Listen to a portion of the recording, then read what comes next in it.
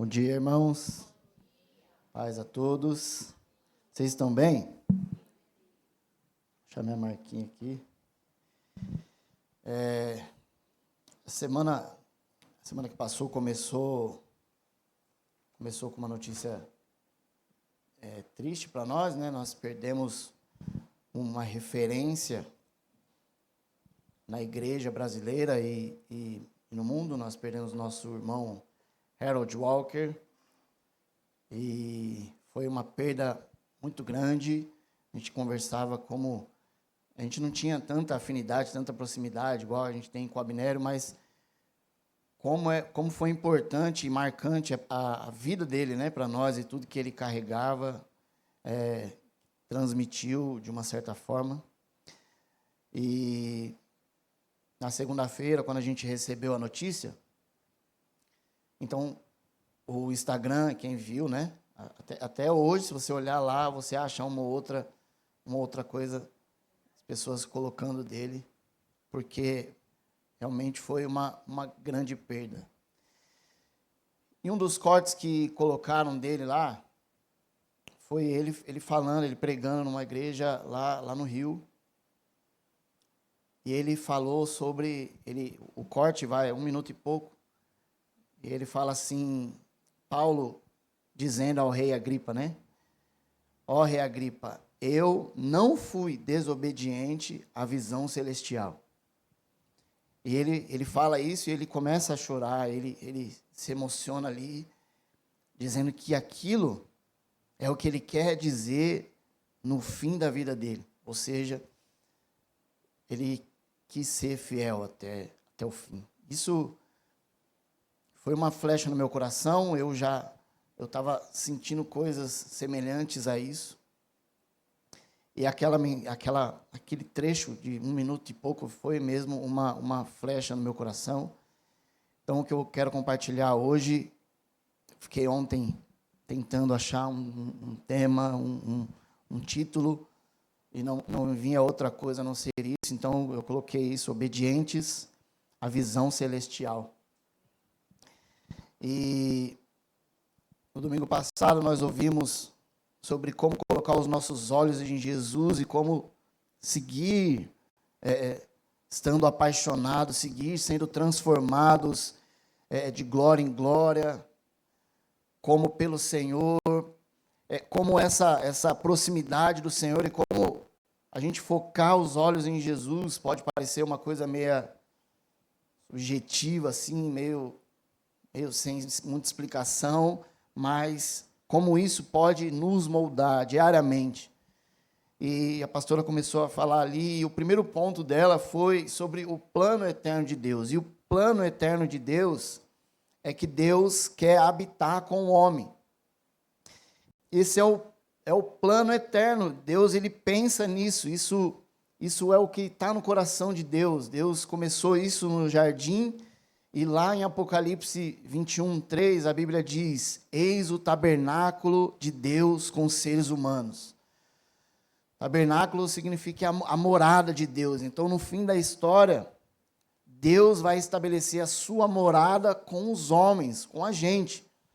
Então, dentro da história, Deus vai contando e vai mostrando, inclusive nós estamos no meio da história, vai mostrando como Ele quer se relacionar com a gente. Irmãos, eu não quero ser o chato do ar, não, mas aqui deve estar uns 8 graus, mais ou menos. Misericórdia, bate um vento gelado, parece que eu estou dentro da geladeira. Me ajuda aí, pessoal. As minhas filhas estão aqui, assim. E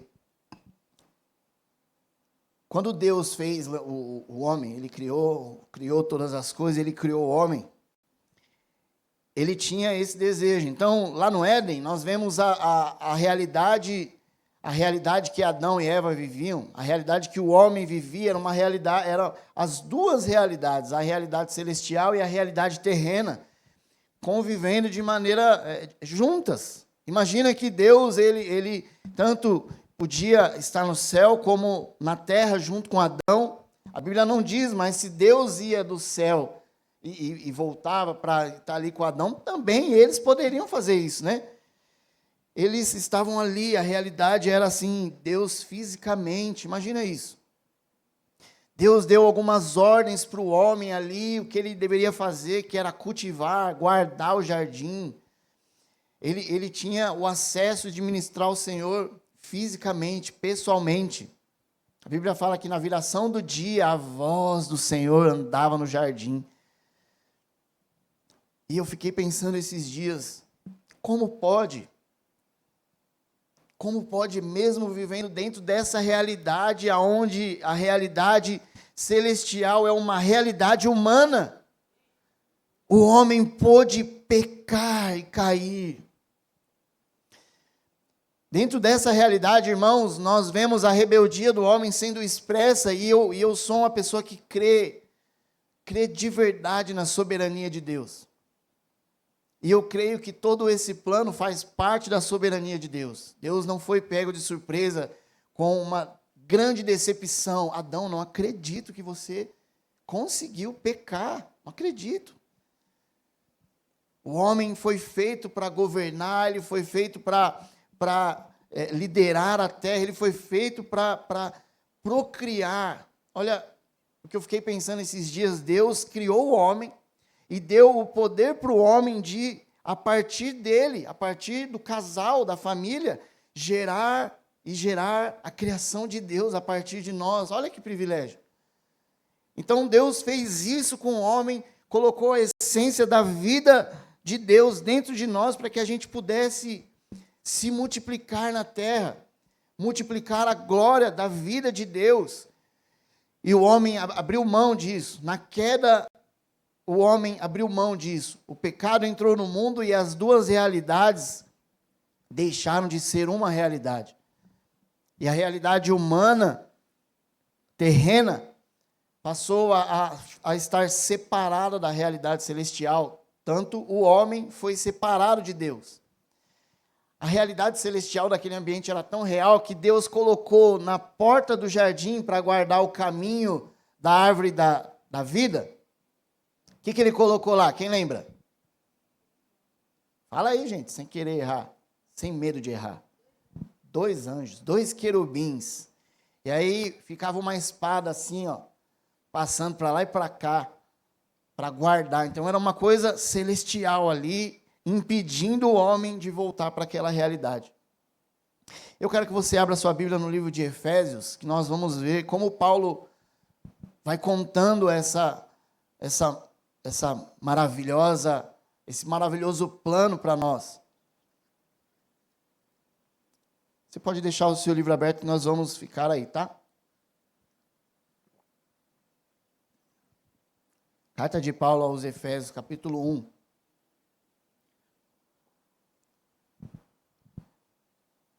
Versículo 4, Paulo diz assim, ó: antes da fundação do mundo,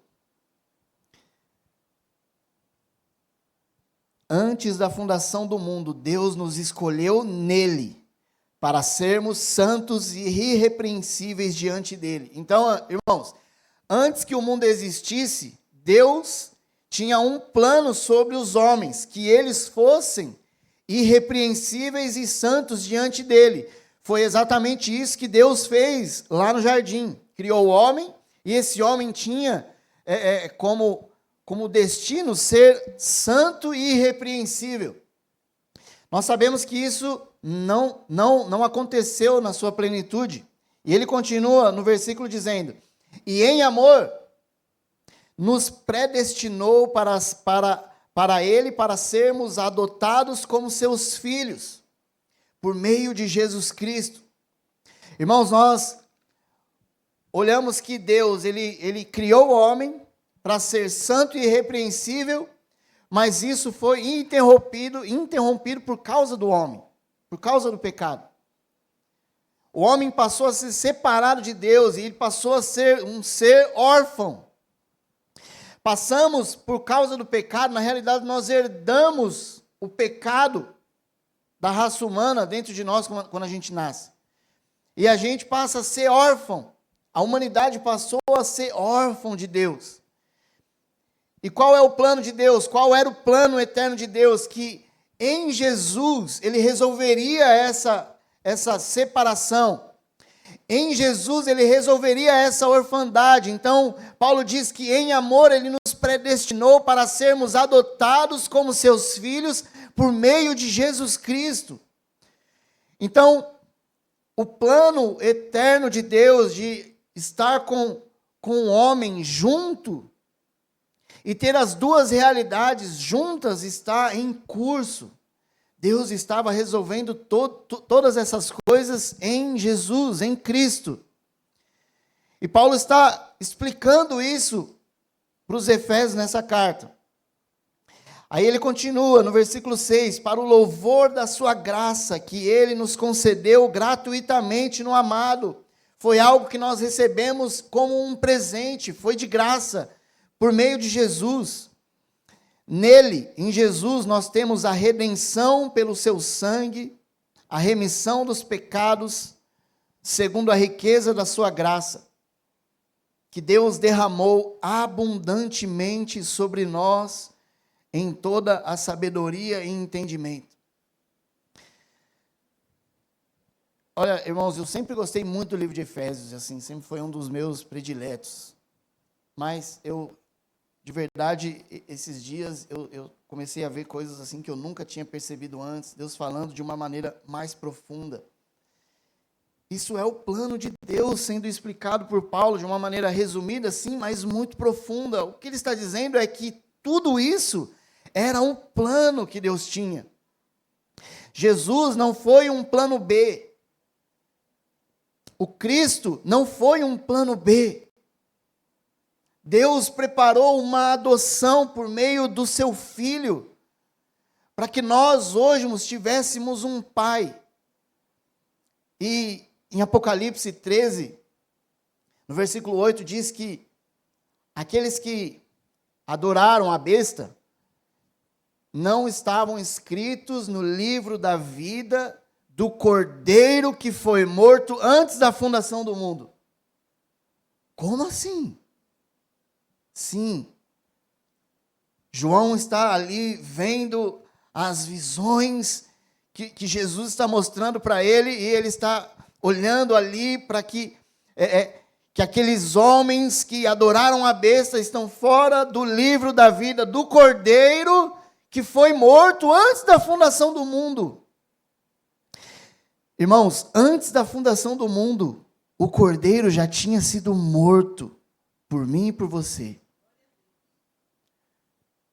O plano perfeito de Deus era trazer toda essa realidade difícil da separação para nos mostrar o seu imenso amor. E antes que tudo estivesse estabelecido, céu, terra, animais, seres humanos, o Cordeiro já tinha sido morto. O Cordeiro já estava preparado, já era o meio pelo qual Deus estabeleceria novamente a sua união, homem e Deus. Homem e Deus, Deus e a sua criação. Paulo está falando isso aqui e a gente ouve isso como uma coisa muito normal. Sinceramente, eu ouço isso e falo, glória a Deus, que história linda. Mas, irmãos, Paulo está basicamente aqui pregando o evangelho aos Efésios, dizendo, olha só a magnitude do plano de Deus, olha isso. Olha o que ele continua dizendo, no 9. Ele nos revelou o mistério da sua vontade, segundo o seu propósito, ou em algumas Bíblias deve estar aí, segundo o beneplácito, que ele apresentou em Cristo, de fazer convergir nele. Convergir é unir, na dispensação da plenitude dos tempos, ou seja, no fim dessa era, no fim dos tempos, todas as coisas, tanto as do céu como na terra. Irmãos, de novo, o que aconteceu lá no jardim quando o homem pecou? As duas realidades, a realidade espiritual ou celestial e terrena, se separaram. Ok? O que Paulo está dizendo aqui? Que era o mistério de Deus em Cristo. Que na dispensação, no fim dos tempos, ele iria fazer convergir novamente todas as coisas, as do céu e as da terra. O plano de Deus está sendo contado por Paulo aqui, dizendo, olha, em Cristo ele vai unir as duas realidades de novo. E como que isso começou a ser feito? Por meio de Cristo, nós já fomos unidos em Jesus. No versículo 7 ele diz, nele nós temos a remissão dos pecados. Pelo seu sangue, nós fomos redimidos daquilo que causava em nós escravidão. O homem, ele tem a natureza pecaminosa. Por isso nós temos facilidade em pecar. Por isso as exortações na Bíblia, que a gente precisa vigiar, cuidar, nos esforçar. Porque a nossa natureza, ela vai pender ao pecado, ela é naturalmente pecaminosa. Mas o que Cristo fez? Cristo nos deu vida, a vida dele, a vida de Cristo que foi derramada na cruz, ela foi dada a nós. Nós temos a essência de Deus dentro de nós. Essa essência faz com que nós possamos olhar para o que Cristo fez e não pecar por opção. É possível? Sim, é possível. Cristo fez isso para que nós fôssemos separados do pecado e não mais separados dele. Pudéssemos olhar para o que Cristo fez e entender que nós não somos escravos desse tempo, dessa era. Nós somos filhos e fomos predestinados em amor para sermos unidos a Deus, como no início. Mas nós, como igreja, como povo de Deus, ainda, infelizmente, vivemos e enxergamos as revelações do mistério de Deus como uma coisa muito distante. Nós não nos deslumbramos quando nós lemos isso. É tão profundo, irmãos, que Paulo está explicando isso. Ele continua falando, mas lá no versículo 15, pula aí. Ele diz, por isso também, eu tendo ouvido a respeito da fé que vocês têm no Senhor Jesus e do amor para com todos os santos. O que Paulo faz? Eu não cesso de dar graças por vocês, mencionando-os nas minhas orações. Aí ele fala no 17, peço ao Deus do nosso Senhor Jesus Cristo, ao Pai da glória, que conceda a vocês espírito de sabedoria e de revelação no pleno conhecimento dele. Irmãos, por que Paulo faz essa oração? Porque tudo isso que Paulo explicou é o grande mistério de Deus. Isso é o grande mistério de Deus. E sabe o que isso tem causado em nós? Nada. Sabe o que o grande mistério de Deus tem causado nas pessoas? Nada. Paulo está dizendo, olha, irmãos, por isso eu menciono vocês nas minhas orações, dando graça pela fé que vocês têm e o cuidado com todos os santos. Mas eu peço a Deus que Ele dê espírito de sabedoria e revelação no pleno conhecimento dEle. Para que a gente consiga olhar para isso e ficarmos deslumbrados. Não tem na nossa boca um oh, meu Deus, quando a gente olha para isso. Não tem nas nossas vidas um deslumbre com o plano de Deus. Algo que nos empurra para responder a esse plano de uma maneira objetiva, real.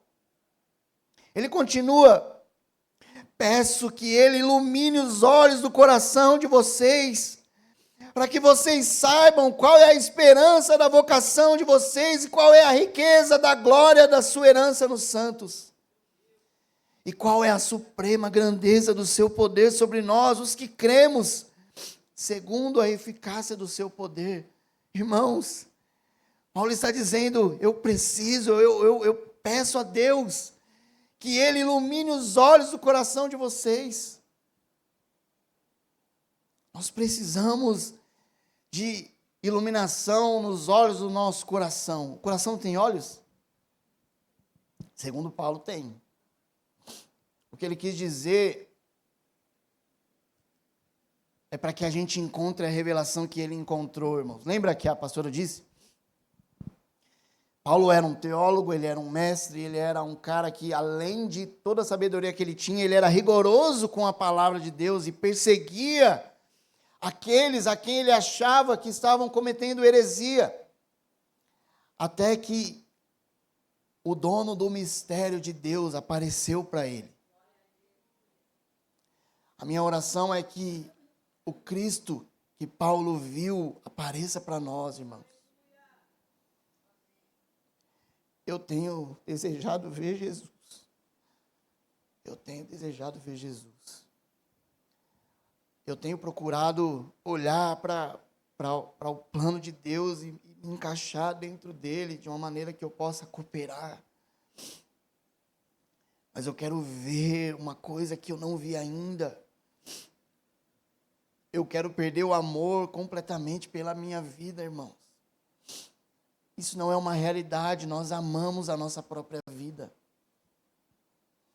Por isso eu refleti muito, ainda mais essa semana, com a vida do Haroldo, que foi gasta até os últimos suspiros. Quando as pessoas perguntavam para ele como ele estava, ele dizia para todo mundo: eu estou pronto para ir, eu quero ver Jesus. Embora o fato da aceitação, a gente vê a aceitação é muito importante, nós sabemos porque ele estava pronto, irmãos. Ele conhecia o plano que Paulo está dizendo. Mistério de Deus. O mistério de Deus, o poder de Deus que ressuscitou Cristo dentre os mortos, vai fazer com que nós também vençamos a morte. A morte não é o fim para os que creem em Cristo. A morte é o passaporte para que a gente o encontre. Só que nós somos amantes da nossa própria vida.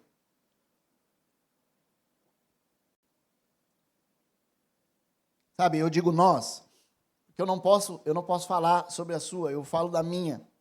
Eu digo nós porque nós somos a igreja. Então pode não ser a sua realidade. Então não se ofenda. Mas nós amamos a nossa vida mais do que a vida de Jesus.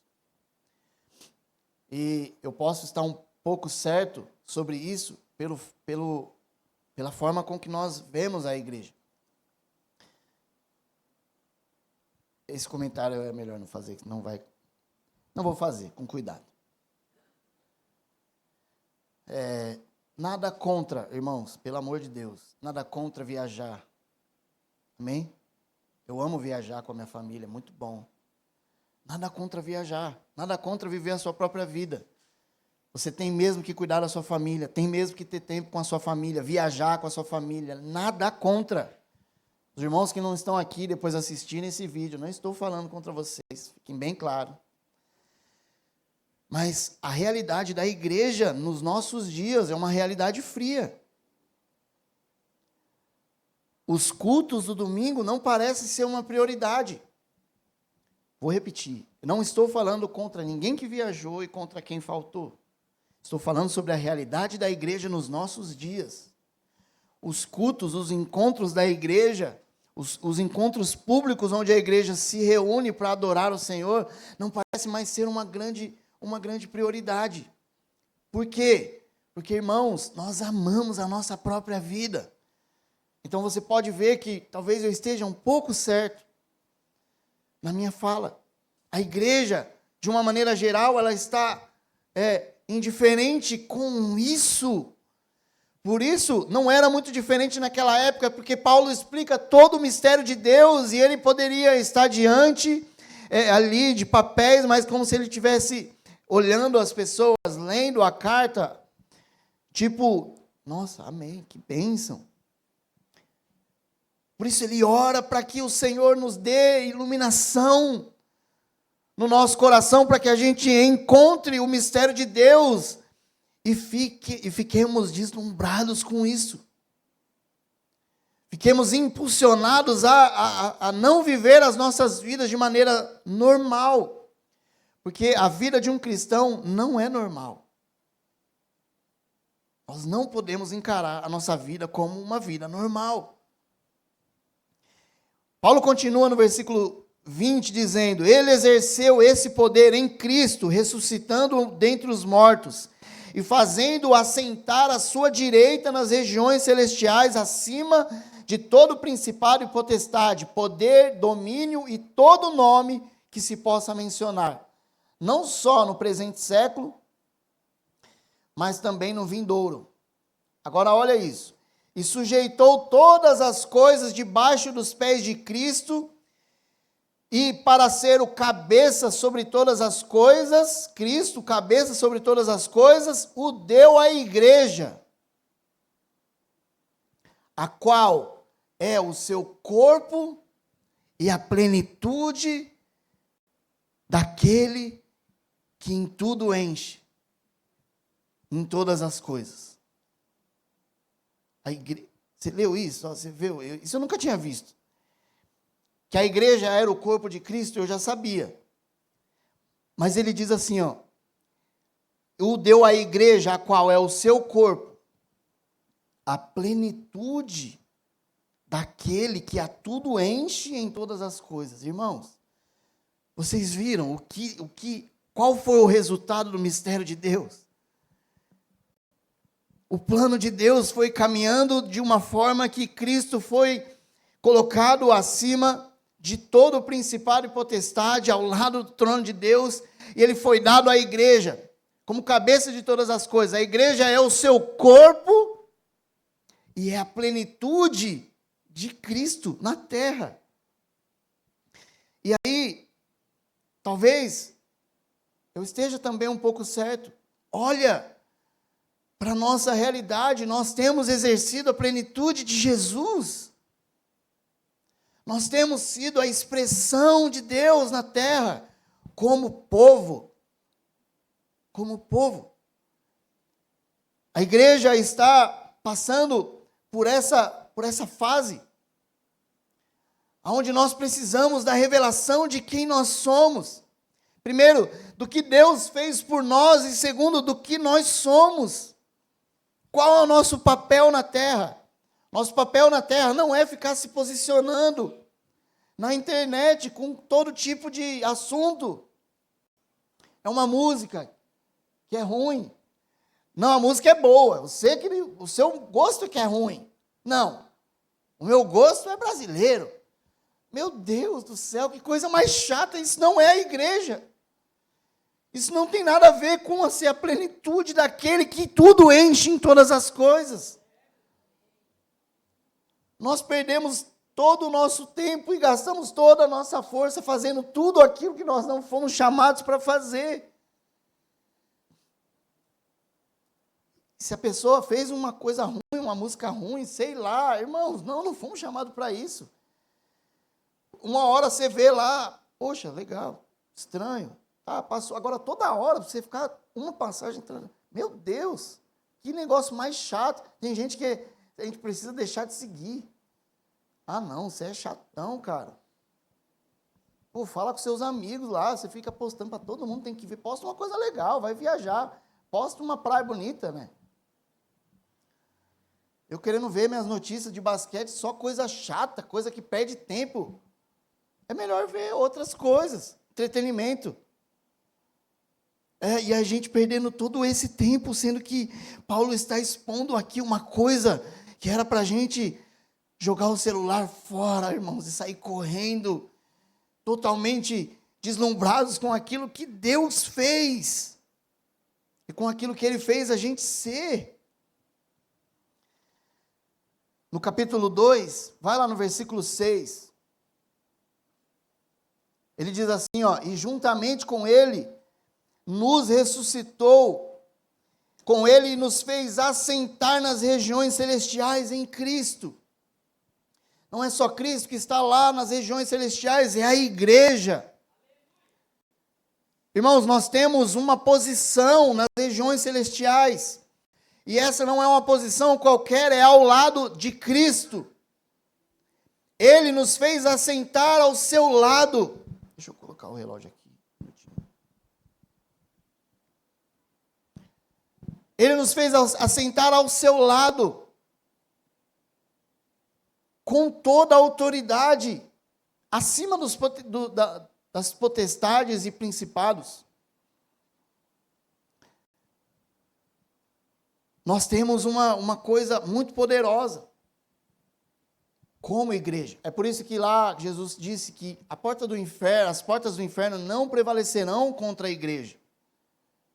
Eu já entendi esse versículo muito errado. Eu achava que a nossa luta era contra outras religiões, sabe, essas coisas. Não é. Nós temos uma função muito poderosa como igreja, inclusive a responsabilidade da paz da nossa nação, onde nós estamos inseridos. No capítulo 3 de Efésios, olha o que Paulo fala no versículo 3. Ele diz assim, pois segundo uma revelação me foi dado a conhecer o mistério, conforme escrevi há pouco resumidamente. O Paulo está falando exatamente isso. Isso foi uma revelação que eu tive a respeito desse mistério, como eu escrevi no capítulo 1 e 2. Resumidamente. Paulo está falando que ele recebeu essa revelação e ele está explicando a revelação do mistério de Deus, ainda que resumidamente. Aí ele continua no 4, ao lerem o que escrevi, poderão entender a minha compreensão do mistério de Cristo, o qual em outras gerações não foi dado conhecer aos filhos dos homens, como agora foi revelado aos seus santos apóstolos, profetas, pelo Espírito. Irmãos, de Gênesis até Jesus, foi uma era difícil, onde as porções do plano de Deus eram dadas assim, como porções mesmo, não a plenitude do mistério sendo revelada, não era. Em Jesus, como que Jesus falava com os discípulos em parábolas, muitas vezes eles ficavam, como assim? João Batista veio, mas ele virá? Não entendi. Eles ficavam meio perdidos. A revelação não era completa. Agora, depois da morte de Jesus, da ressurreição de Jesus, a revelação veio plena aos santos apóstolos, e Paulo disse, agora, irmãos, nós temos um mistério que outra hora, em outro tempo, não foi revelado, mas agora é. No 6, o mistério é que os gentios são co-herdeiros, membros do mesmo corpo e co-participantes da promessa em Cristo Jesus, por meio do Evangelho, do qual fui constituído ministro, conforme o dom da graça de Deus, a mim concedida, segundo a força operante do seu poder. A mim, o menor de todos os santos, foi dada essa graça, de pregar aos gentios, olha o que ele fala, o Evangelho das insondáveis riquezas de Cristo, e manifestar a todos a qual é a dispensação do mistério que durante tempos passados esteve oculto em Deus, que criou todas as coisas. Aí agora ele continua no 10. E isso, para que agora, pela igreja, o que pela igreja? Esse mistério continue sendo revelado, irmãos. O mistério de Cristo continue sendo anunciado. E agora, para que pela igreja a multiforme sabedoria de Deus se torne conhecida dos principados e potestades das regiões celestiais. Irmãos, olha a posição da igreja.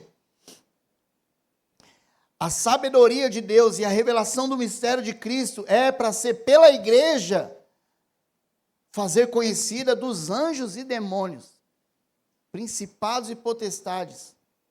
Vocês sabem que nós, quando nos reunimos, um lugar como esse, um lugar onde a igreja está reunida, a igreja está unida com o seu Deus. Anjos e demônios estão nesse ambiente, irmãos. Para quê? Porque eles querem conhecer a sabedoria de Deus. Porque é pela igreja. Amém? É pela igreja. É pela igreja. Nós temos o mistério de Cristo. Nós precisamos fazer conhecida. Não só disso, mas eles vêm para conhecer os caídos e os aliados. Anjos amigos e anjos inimigos. Para conhecer a sabedoria de Deus, que eles não têm. Nós, a igreja, temos. Versículo 14. Por essa razão, Paulo dizendo, eu me ponho de joelhos diante do Pai, de quem toda a família nos céus e na terra recebe o nome. Peço a Deus que, segundo a riqueza da sua glória, conceda a vocês que sejam fortalecidos com poder, mediante o seu Espírito, no íntimo de cada um. E assim, pela fé, que Cristo habite no coração de vocês, estando vocês, a igreja, enraizados e alicerçados em amor. Isto para que com todos os santos, a igreja, vocês possam compreender qual é a largura, o comprimento, a altura e a profundidade, e conhecer o amor de Cristo que excede todo o entendimento, para que vocês fiquem cheios de toda a plenitude de Deus.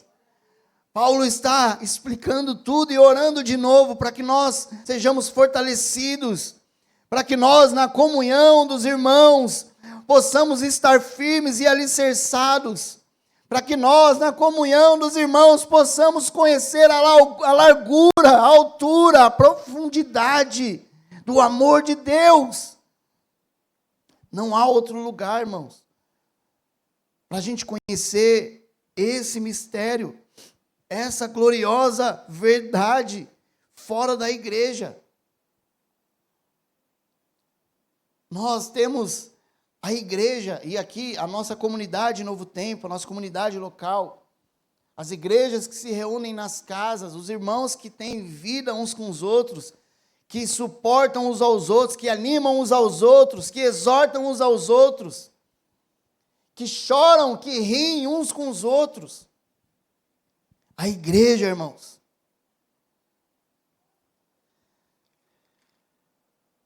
Eu tenho comigo que nós precisamos corresponder com tudo isso que nós estamos lendo aqui. Eu encorajo vocês a ler a carta de Paulo aos Efésios. E a ler de novo, e a ler de novo, a estudar, e a ler de novo, e a ler de novo. Tudo isso que nós falamos aqui precisa de uma resposta.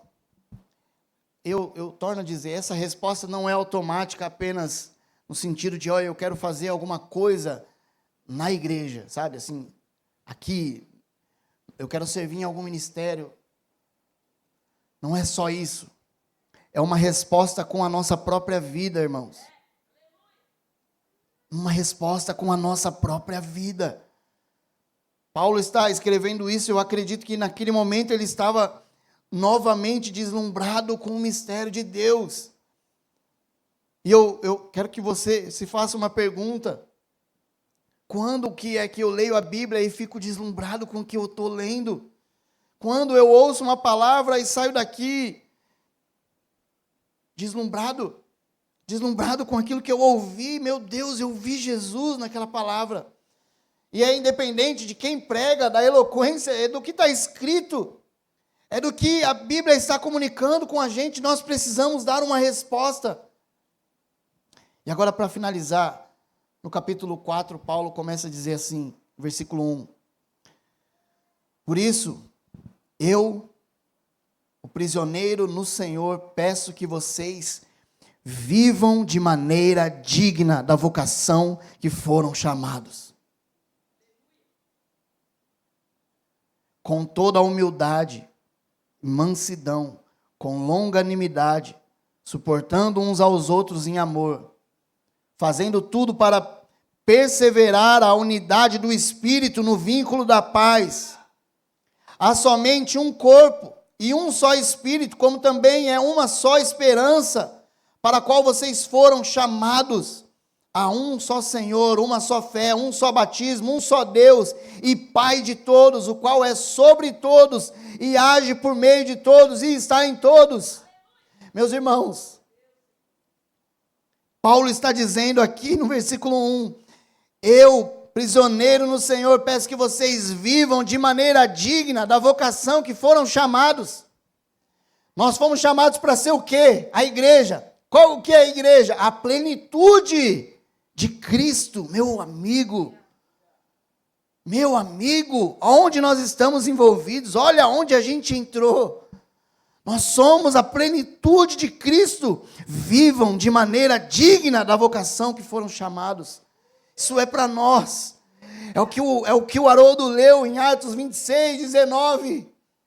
Quando Paulo pôde dizer, depois de ele ter conhecido tudo isso, ele disse, rei Agripa, eu não fui desobediente à visão celestial.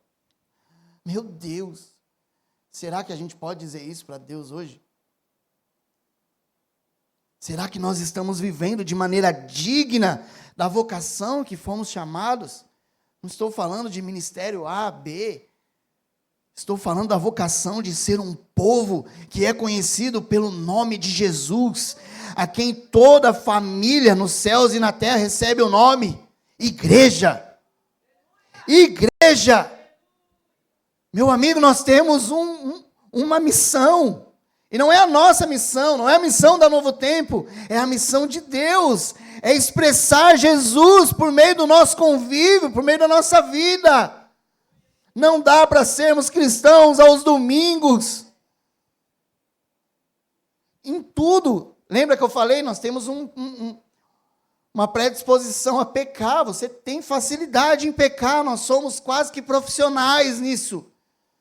Só que Deus, Ele deu a vida para nós, a vida dele para nós, para que nós fôssemos conhecidos como Ele. Cristo em nós. Essa é a nossa vocação, irmãos. Pode subir já o louvor. Por favor. Sabe, não tinha muitos pontos, na verdade, não tinha nenhum ponto a minha pregação, minha mensagem. Eu fui escrevendo, eu escrevi várias outras coisas aqui sobre Efésios, mas isso ficou muito forte, sabe por quê, irmãos? Porque eu estou sendo confrontado como parte disso. Nós somos um povo, A Novo Tempo, a Igreja de Jesus, nós somos um povo, mas sabe que esse um povo, cada um de nós, temos uma responsabilidade, inclusive com esse próprio povo. Você aí, o seu CPF, você, Luana, tem responsabilidade com esse povo. Você, Lindy, você, Natália, o Everton, nós temos como nossa maneira individual responsabilidade com o povo de Deus. Responsabilidade com Deus de corresponder de maneira individual ao que o Senhor espera. Viva de maneira digna da vocação que foram chamados. Sabe, irmãos, eu quero orar. Eu quero orar pela igreja. Quero que a gente ore por nós. Eu quero que a gente se arrependa como igreja. Para que a gente viva de maneira digna. Para que nós sejamos obedientes à visão celestial. Para que a gente não fique vindo aqui aos domingos como quem faz parte de um clube. Irmãos, isso não é um clube. Nós somos criados para ser a plenitude de Cristo. Nós somos criados para expressar o amor de Deus. Deus me ama através do amor dos meus irmãos, demonstrado por mim. Eu amo, Deus ama você através do meu amor por você. Quando um cuida do outro, nós estamos sempre reclamando da vida. Essa semana eu fui exortado pela Luana, e ela falou, para de reclamar.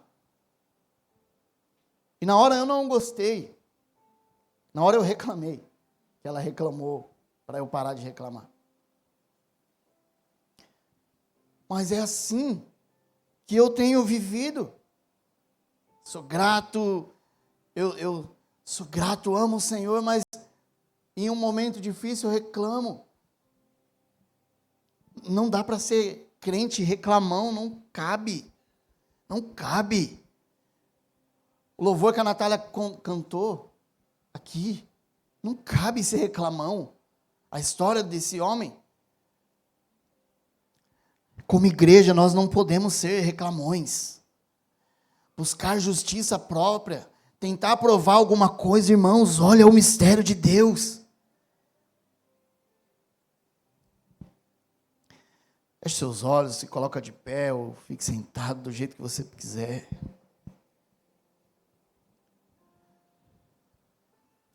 Que espírito de oração. Senhor, nós pedimos a sua graça sobre a sua igreja, Jesus. Pedimos a sua graça sobre nós, comunidade local, igreja Novo Tempo. Jesus, nós queremos nos arrepender da nossa instabilidade. Queremos nos arrepender, Senhor, de não estarmos representando o Senhor de maneira digna da nossa vocação. Te peço, Jesus, eu repito a oração de Paulo, Senhor, eu peço ao Senhor, ao Deus do nosso Senhor Jesus Cristo, que nos dê espírito de sabedoria e revelação, do pleno conhecimento do Senhor. Jesus, nós pedimos que o Senhor ilumine os olhos do nosso coração, para que a gente compreenda a riqueza da sua glória, que foi depositada em nós. Nós, os que cremos no seu nome, Jesus, nós te pedimos, abre os nossos olhos, Senhor, nos dê revelação de quem você é, abre os nossos olhos, Jesus. Quem é o Cristo? Quem é você, Jesus? Desperta essa pergunta em nós hoje. Quem é você para que eu possa me apaixonar loucamente? Quem é você para que eu possa te seguir sem olhar para nada? Jesus, quem é você para eu abrir mão da minha própria vida? Quem é você, Senhor, para eu não medir os meus sofrimentos com os seus? Os seus sofrimentos foram maiores que os meus. Jesus, quem é você? Aparece para nós. Aparece para mim, Jesus. Abra os nossos olhos. Abra os nossos olhos. Revela o Cristo para nós. Revela o seu plano. Qual é a dignidade da vocação que nós fomos chamados? O que a gente faz? Você tem coragem? Faça perguntas ao Senhor agora. Diga, Senhor, o que eu posso fazer para que isso fira o meu coração? O que eu posso fazer para que isso faça eu abrir mão da minha vida? O que eu posso fazer, Jesus, para que o Senhor seja mais importante do que a minha própria vida? O que eu posso fazer? Aleluia. Continue em espírito de oração, irmãos.